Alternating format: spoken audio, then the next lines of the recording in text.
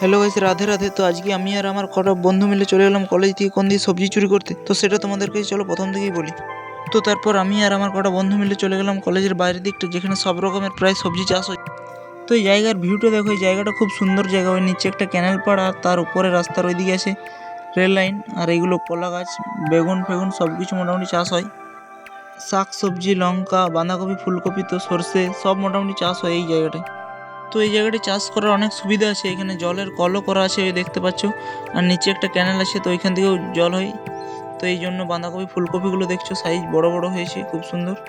তারপর এই গাছের উপরে এগুলো কি আমি জানি না, তোমরা যদি জেনে থাকো তো অবশ্যই কমেন্ট করবে।